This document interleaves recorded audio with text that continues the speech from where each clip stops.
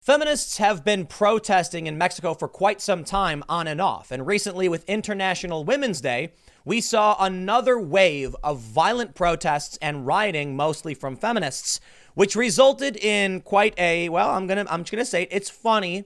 I mean, it's funny and kind of scary. Mexico City feminists accidentally firebomb themselves in pro-abortion protests. Now, this is the post-millennial. I do not believe it is a fair and accurate assessment to call it a pro-abortion protest. I know a little bit about the Mexican protests. I was actually just down there and I talked to some people. But before we get into all that, let's read and see what they say, and I'll try and break down what's going on. And yeah, they actually did firebomb themselves. Oof, cringe, hard cringe. They say, a demonstration turned violent protest in Mexico City yesterday saw parts of the city flipped upside down by International Women's Day protesters. Protesters ransacked typically calm city spaces near the Metropolitan Cathedral, as well as the National Palace, which is where Mexico's president, Andrés Manuel López Obrador, commonly referred to as AMLO, resides. A video of AMLO trying toothpaste, apparently. Okay. The march was organized by feminist groups, and according to the government of Mexico City, brought out over 80,000 women. Many public landmarks were vandalized, including bus stations, monuments, and private property. The Hermosillo Cathedral was also destroyed as violent protesters were seen smashing glass as churchgoers indoors used pews to blockade the doors. A viral video shows a protester tossing a Molotov cocktail at the president's residency, an attempt which swiftly backfired. Now, I'm just going to play this little clip, and I think, look, I think everyone's okay, but let's...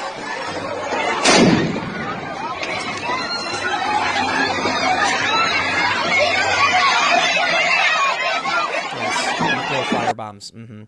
So for those that are listening, what happened was there's a group of feminists, it is mostly women, and someone comes up behind them and tries throwing a Molotov, which falls right into the crowd, bursts into flames, and ignites one of the women, which they then rush to try and put out. There's a saying, I think it's very important. Play stupid games, win stupid prizes. In this instance, when you don't know what you're doing and you want to throw firebombs at people for stupid reasons, congratulations. The story goes on to say the firebomb ended up hitting a feminist group. At one point in the video, a feminist protester can be seen with her pants on fire before quickly being doused with a fire extinguisher. Tensions in Mexico remain high as the country continues to go through social and economic woes. Gender-based violence is a particularly striking issue in Mexico, as an estimated 10 women are killed in the country each day. The government has been accused of inaction on the issue. City officials did say that the majority of the protesters marched peacefully. It was the masked petrol bomb throwing radicals, officials say, that turned the situation violent. 7 people were arrested. 13 were taken to hospital, reports EFE news agency. Now, I don't know why the post-millennial wanted to call it a pro-abortion protest, because as far as I know, based on my sources who are actually in Mexico and the other stories I've read and the people I've personally talked to, that wasn't the case. The issue was violence against women, which I will also partially debunk. I think it's fair to say if 10 women per day are being killed, protesting that is fine. Just because there are other problems elsewhere doesn't mean you can't complain about problems that affect you. So I respect that. I don't respect someone throwing a Molotov cocktail, and especially not when it lands on them. Please don't do that. The reality is, the protest, as far as I know, wasn't a pro-abortion protest. The protest has to do with gender-based violence. We can see this story from the Washington Post. Not like I trust the Washington Post all that much. Tens of thousands of Mexican women protest femicide, gender-based violence. So, look, I'm sure to an extent these feminists are pro-choice, but to frame it as a pro-abortion protest is just not accurate. But let's talk about statistics, and then I'll tell you a story. See, I'm not look, I think protest is good. I think if you face problems and you want solutions and you go out and peacefully protest and even engage in civil disobedience like blocking roads, more power to you. Now, if you engage in civil disobedience and you get arrested, yeah, that's paying the price. You're trying to, you're breaking the law. You get a slap on the wrist. You'll pay the price for what you did, but I respect civil disobedience. Violence and destruction, not so much.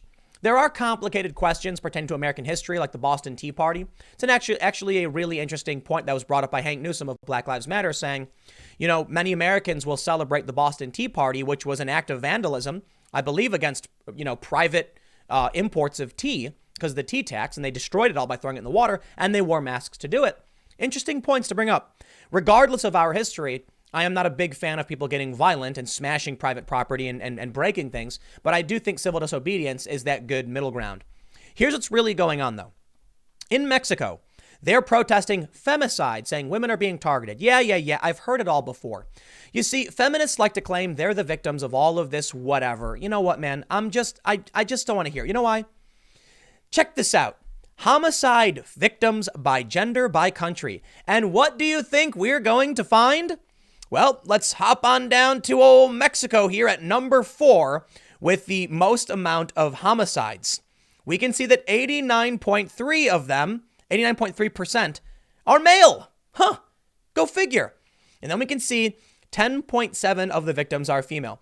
Let's do some quick math. If they're claiming that 10 women die per day and women make up 10% of those that are killed, doesn't stand to reason that 90 men are killed every day? Homicides? So don't let me stop you from protesting, because I'll be honest. I don't care if you want to protest something that's not as big a deal as something else. If it affects you and you're upset about it and you want to see it solved, I can respect that. However, often we see left-wing protests, like Black Lives Matter particularly. They put up, there was this comic that went viral about Black Lives Matter where there were 2 houses. One was on fire and the other one was catching a little bit of the fire. And it was a white guy spraying the hose on the house with a little bit of fire, saying all lives matter. And there was a black guy next to him, like looking confused why he won't spray the house that's actually burning down. That's the argument they say. Why are you addressing the small problem instead of the big problem first? I would like to apply that same logic here to Mexico, because you actually have 90 men per day. I mean, the stats probably don't add up that way, but if only 10% of the people killed are women, 90% of men, shouldn't you be protesting, I don't know, violence? And I'll even go one step further and say just violence in general, including the women. But I'll tell you what, like I said, if they want to protest, that's fine. And I do take issue with Post Millennial calling it a pro-abortion protest, because when I was down in Mexico, this is basically what I was told. And it could be wrong. It's not just about women being murdered. It's about violence against women in general. And I think if you want to protest that, I don't see what's the problem. If you want to go around bashing skulls and throwing Molotovs, now I see the problem. And you reap what you have sown when you Molotov your own people. Please don't do this. That's insane. But I'm going to tell you a not family-friendly story. You've been warned. When I was there, I was talking with some people who live down there about what was going on. I was there in December. What's going on with the protests? Why are they protesting? Why is there graffiti? And they said one of the stories, at least, is that a young woman was walking home when a squad car, police officers, started following her. She got nervous because they were creeping behind her, went to a house, a random one, pretending like it was hers, and rang the doorbell, knocking, trying to get inside because she was worried. As the story goes, and keep in mind, this could be incorrect. This is what people were telling me on the ground. The cops got out, took her in, called their buddies, brought her to some location, and they proceeded to have their way with her against her will, to keep it at least a little bit, the language a little bit simmered down. If these things are happening, don't be surprised when you see protests as direct results of the individual actions. So while we can look at the murder rates and say more men are killed, maybe these feminists should focus on that. It's also important to point out that some of the reactions are about individual people. Like, they're not necessarily saying, they're going to ignore that men are killed too. Many of these protesters are saying specifically, this woman, we want accountability, we want justice for this one woman. And that was a catalyst for a lot of the big protests. So now you can see you've got a bunch of people marching, and it looks like this protest was, for the most part, peaceful. I got no beef. You want to have a peaceful protest, march around, singing your songs? I encourage that. I'm stoked by that. In fact, we have the First Amendment specifically saying right to assembly, protest, all that stuff. We got that good stuff. It's a part of freedom, and I respect it. But it's the people who deserve the Malta. It's this. When you go out and you do this, I'm sorry to say, but to an extent, you deserve this. Now, I wouldn't wish this on anybody. Fire is a scary thing. You can get burned real quick. But if you're going to go around trying to throw firebombs at cops, well, then you hitting yourself is a bit of, instant karma. You don't have the right to injure other people and to cause harm to them simply because you want something implemented that can't be democratically implemented. That's the important part right here. These protesters, they go out and say, I want X. Well, guess what? When it comes to the public, they don't agree. You don't then have the right to go throw things at people. And when you get hit, I can only laugh. I'm sorry, man. I hope everyone's okay. I wouldn't want this to happen, but what do you want me to say? You tried to hurt someone else with fire, and instead, you just hit your own people. It's better than the innocent. Like, you know what? I think the people who actually got hit were, to an extent, innocent. They didn't know it was coming. But what can I say? Play stupid games, win stupid prizes. So I'll wrap this up. Look, man, I don't know all the nuances of the protests down in Mexico City, but I got no problem with peaceful protesters, and I don't think anyone else should either. But we should call this out every step of the way. At least we get something that's kind of funny out of it. I'll leave it there. Stick around. Next segment's coming up in a few minutes, and I will see you all shortly.